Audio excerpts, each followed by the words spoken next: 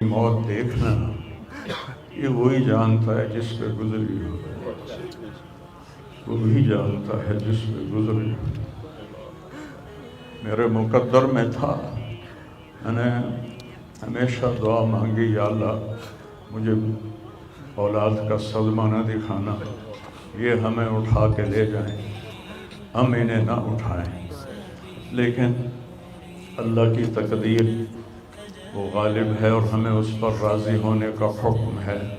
میرے نبی کی دعا ہے، اللہم انی اسألک الرضا بعد القضاء، یا اللہ تو اپنی تقدیر پر مجھے راضی کر دے۔ تو بالکل ہم راضی ہیں، میرے سارے خاندان والے راضی ہیں، لیکن جو ایک زخم لگا ہے وہ بہت گہرا ہے، وہ اتنی جلدی بھرے گا نہیں۔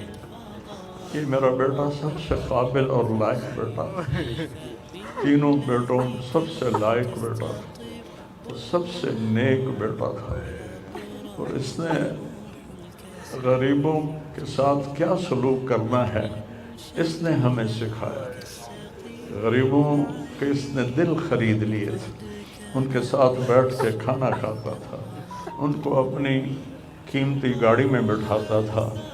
جو لوگ اپنی گاڑی کے قریب کسی کو نہ گزرنے دیں، وہ ان کو انہی گندے کپڑوں کے ساتھ، یہاں ایک پاگل رہتا ہے، وہ میلے کچیلے گندے کپڑے پیشاب بیچ میں کیا ہوا اس کو اٹھا کے اور اپنی گاڑی میں بٹھاتا تھا۔ وہ ساری سیٹ خراب ہو جاتی تھی، لیکن وہ اس کو اپنی فیکٹری میں لے جاتا، پھر نائی کو بلا کر اس کے بال کٹواتا، اس کو نہلاتا، اس کے کپڑے بدلواتا۔ اس پورے گاؤں میں وہ پاگل صرف ایک شکل کو جانتا ہے اور ایک نام کو جانتا ہے۔ وہ نام تو پکار نہیں سکتا تھا، کہتا میاں میاں میاں، یہ صرف ایک اس عاصم جمیل کو وہ جانتا ہے، جو آج ہم سے رخصت ہو گیا، اور یہاں ہم بے بس ہیں اور اللہ کی تقدیر پر ہم راضی ہیں۔ اور السعید من وعظ بغیرہ، موت سے اپنی موت کو یاد کرنا چاہیے کہ ایک دن میرے اوپر بھی یہ آئے گا اور میرا بھی سانس نکلے گا اور زندگی کا دھاگا ٹوٹے گا۔ یہ اس بچے نے وہ کام کیا علاقے میں جس کو میں اپنی تعریف نہ ہو جائے، یہ اللہ کی امانت تھی، اللہ نے اس کو اپنے پاس بلایا، لیکن بہت کم والدین کو ایسی اولاد ملتی ہے، بہت کم والدین کو ایسی اولاد ملتی ہے، اور اسے جوانی میں اللہ نے بلا لیا۔ میں راضی ہوں، میرا سارا خاندان بھی راضی ہے، لیکن یہ رونا تو میرے بس میں نہیں۔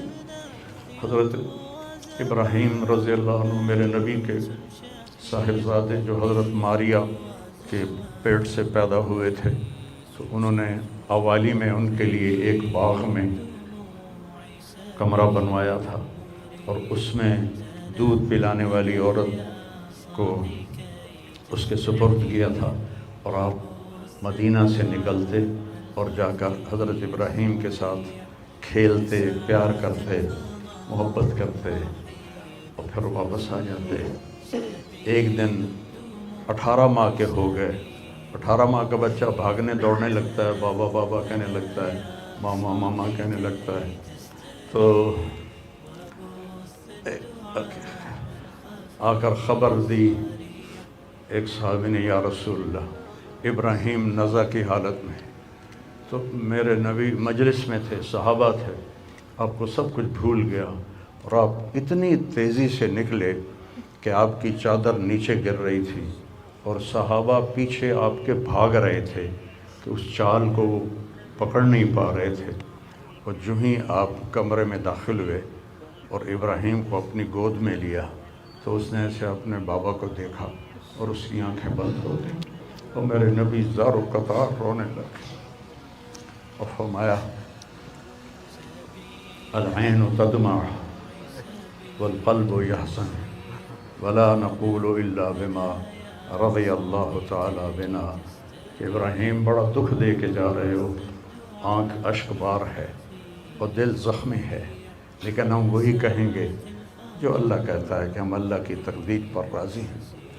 جب ان کی تدفین کا وقت آیا تو آپ ان کی قبر میں اتر نہیں سکے غم کی وجہ سے، اتنا صدمہ تھا، آپ قبر کے کنارے بیٹھے ہوئے تھے اور کہنے لگے ابراہیم کو اتارو، ابھی میں نے بھی کہنا ہے عاصم کو اتارو، اور آپ کی آنکھوں سے پھر آنسو جاری ہو گئے۔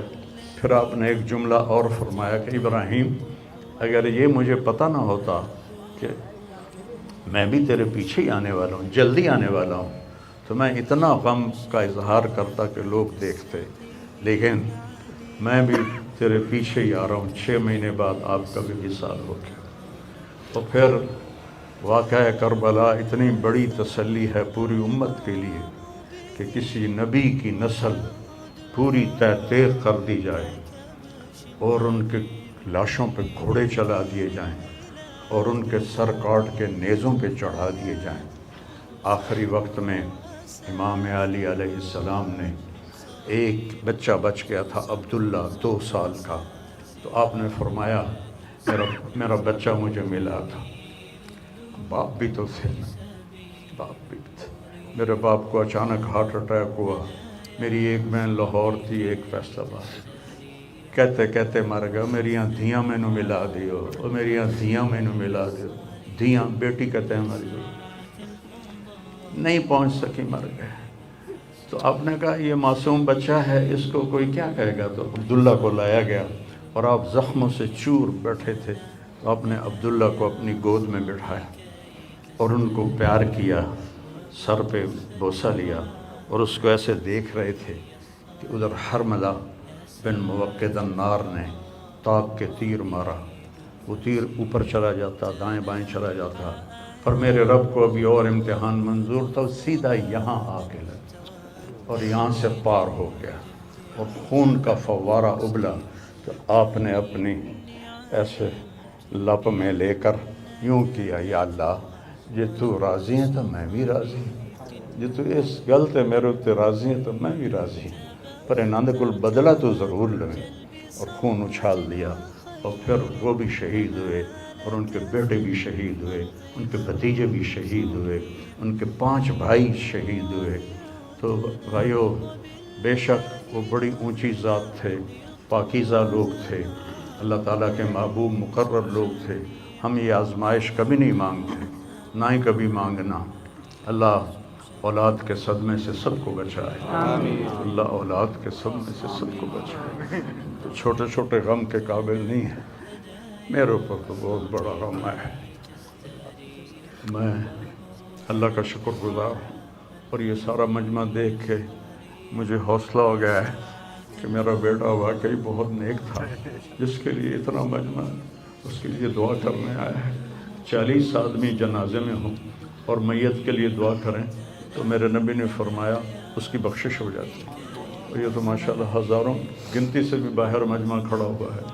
میں آپ سب کا شکر گزار ہوں، اور میرے بھائی اس دن کی تیاری کر کے مرنا چاہیے۔ اگر اللہ راضی ہے تو اللہ کی قسم موت سے خوبصورت کوئی پیغام نہیں، موت سے خوبصورت کوئی پیغام نہیں، اور اگر اللہ ناراض ہے تو موت سے خوفناک کوئی پیغام نہیں ہے۔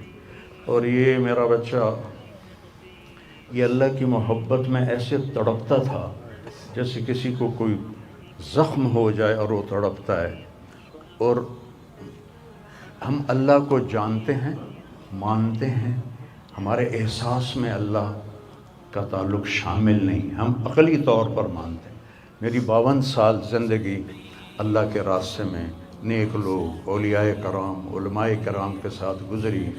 میں باپ ہونے کی وجہ سے نہیں کہہ رہا، میں آپ کو یقین سے کہہ رہا ہوں، جیسی تڑپ اس بچے میں اللہ کی محبت کی تھی میں نے کبھی نہیں دیکھی۔ یہ 2 گھنٹے مجھ سے بات کرتا تھا اور میں ایسے بیٹھ کے سنتا رہتا تھا۔ بولنے والا کب سنتا ہے کسی کی بات، لیکن یہ ان پڑھ، بالکل ڈسلیکسیا کا مریض تھا، حروف کی پہچان نہیں تھی، تو اس لیے نہ یہ پڑھا نہ دین کا کچھ پڑھا نہ دنیا کا کچھ پڑھا، لیکن اللہ نے اس کو عقل، فہم اور اپنی محبت ایسی دی تھی کہ ہمیں محسوس ہوتا تھا کہ اس کے اندر اس محبت کی آگ ہے۔ اور اپنی ماں سے کہتا، ماں دعا کرنا میں مر جاؤں، میں اللہ سے ملنا چاہتا ہوں، میں اس گندی دنیا سے تنگ آ گیا ہوں۔ 30 سال کی عمر میں اس نے یہ کہنا شروع، میں جانا چاہتا ہوں، اگر اللہ مجھے کہے کہ تمہیں رہنا ہے یا جانا ہے، 1 سیکنڈ میں کہوں گا مجھے تیرے پاس آنا ہے، مجھے تیری ملاقات کا شوق ہے۔ اور مجھ سے پوچھتا، بابا آگے اللہ ملے گا مجھے؟ میں نے اس سے بڑی باتیں کرنی ہیں، مجھ سے ملے گا؟ میں نے کہا انشاءاللہ آج تم ملو گے اپنے اللہ سے، ضرور ملو گے، تیری تڑپ، تیری تمنا رہتی تھی میں اللہ سے ملوں۔ تو میں نے اپنی زندگی میں صرف ایک آدمی دیکھا ہے، یہ بچہ جس کے احساسات میں اللہ کی محبت تھی۔ احساسات جیسے ہمارے درد ہمارے احساس میں جب شامل ہوتا ہے پھر ہم ہائے ہائے کرتے ہیں، اور جب تک شامل نہیں ہوتا تو ہم چلتے رہتے ہیں۔